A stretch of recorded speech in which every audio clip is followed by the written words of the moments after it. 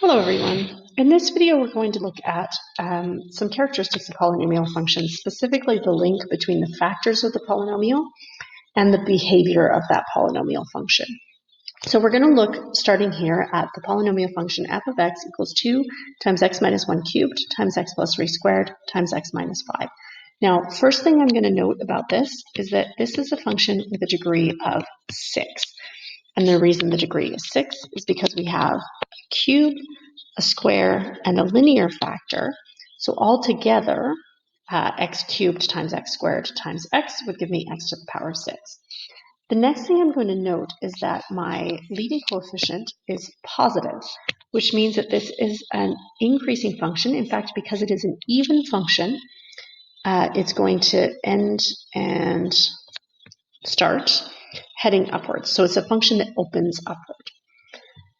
I also know what my x-intercepts are.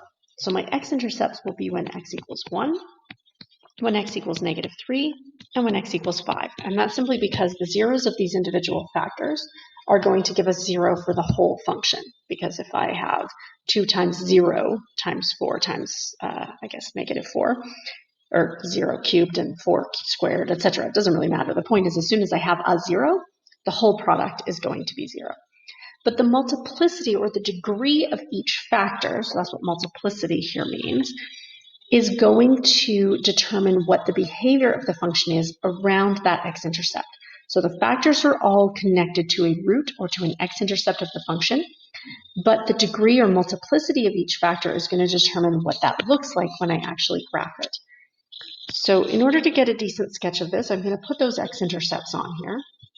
So I've got an x-intercept at negative 3, I've got an x-intercept at 1, and I've got an x-intercept at 5. The other thing I want to get on here is my y-intercept. So let's remember that we calculate a y-intercept by calculating what happens when x equals 0. So this is going to be 2 times negative 1 cubed times 3 squared times negative 5, which is going to give me 90. So f at 0 is 90. Which means we have a y-intercept sort of way up here on the positive axis. All right, that actually gives me everything I need to know along with the behavior. So to connect these things with their behavior, I'm going to start with the linear factor. So the linear factor is the x minus 5. That is a factor with a multiplicity of 1. That one is just going to pass straight through the axis. Now I know that it's passing through increasing like this because I know that this opens upwards, so it has to end heading up to positive infinity. Next, I'm going to look at the root with degree 2, multiplicity of 2. So a multiplicity of 2 is going to give me a vertex, basically, on the axis. So I've got something like this. Oops, that's going to not turn around quickly enough to get back to my next root, but something like that.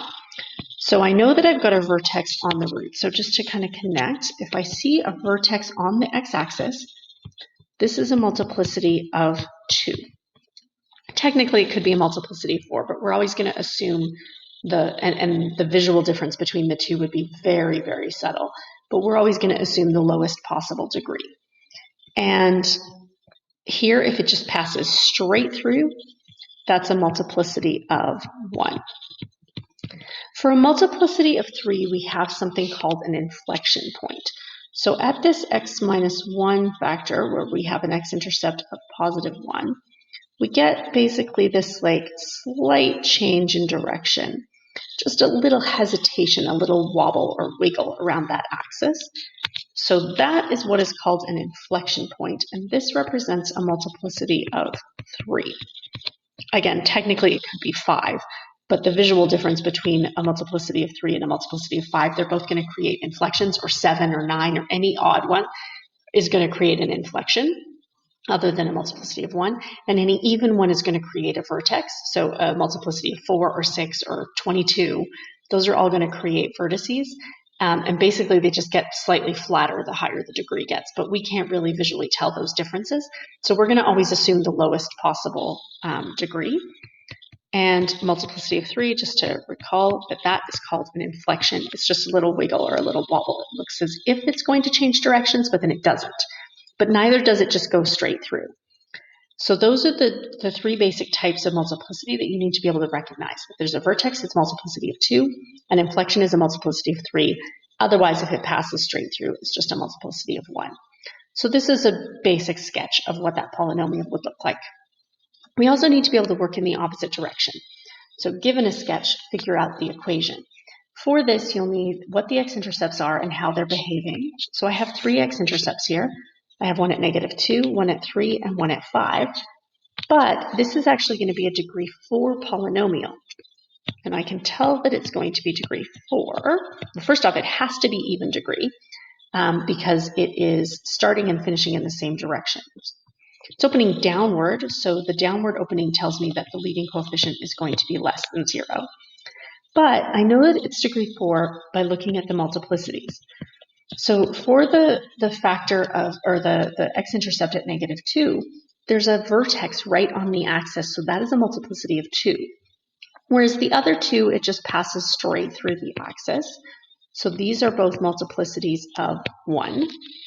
So the 5 and the 3 are both multiplicities of 1, which means that the factors of this polynomial are x plus 2 squared, because that has to be a multiplicity of 2, and then x minus 3, x minus 5. So I see altogether I have a degree of 4, because I have 4 factors. I have x minus 3, x minus 5, and then I have the x plus 2 twice, basically. There has to be an a value here. I know that that a value has to be negative. And because I'm finding the equation of a function, I need the y equals. So in order to figure out a, I need some other point on the graph. In this case, we are given the point on the y-axis, so the y-intercept. You might be given a different point somewhere, but I need the coordinates of some point other than an x-intercept. And then I substitute that in. So y is equal to -12 when x is equal to 0. So we have 2 squared times -3 times -5, which means that -12 equals 60a. And a, therefore, is -1/5.